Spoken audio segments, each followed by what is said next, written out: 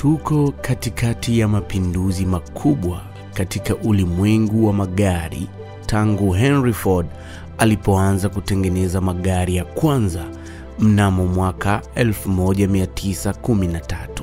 Wadadisi wengi wa utengenezaji wa magari wanaamini tayari tumepita mahali ambapo mauzo ya magari ya umeme EVs yatazidi magari ya petroli na diesel. Na hadi kufikia mwaka 2030, kampuni nyingi za magari zitatengeneza magari ya umeme pekee. Swali ni je, utanunua gari la umeme? Lakini hapa nakuletea list ya brand za magari ya umeme zenye thamani kubwa kwenye soko la dunia. Tesla. Hii ni kampuni ya kimataifa ya magari na nishati safi yenye makao makuu huko Texas, Marekani, ambayo inatengeneza na kuuza magari ya umeme sawa na bilioni 776 za Kimarekani. Toyota ni watengenezaji wa magari wa kimataifa wa Kijapani wenye makao makuu Aichi huko Japani. Kampuni hii ilianzishwa mwaka 1937.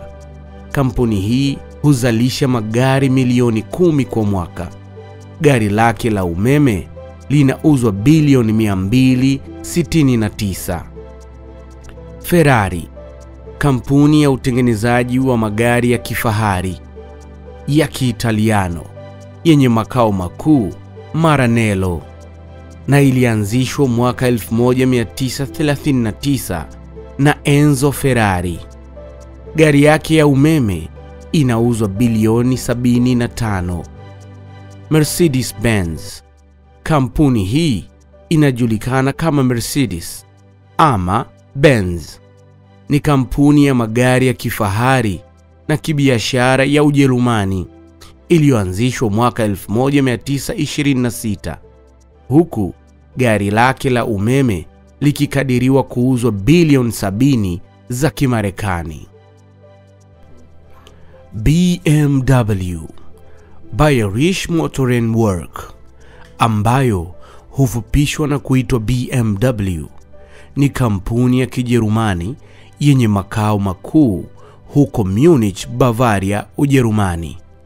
Gari yake ya umeme huuzwa dola bilioni 61.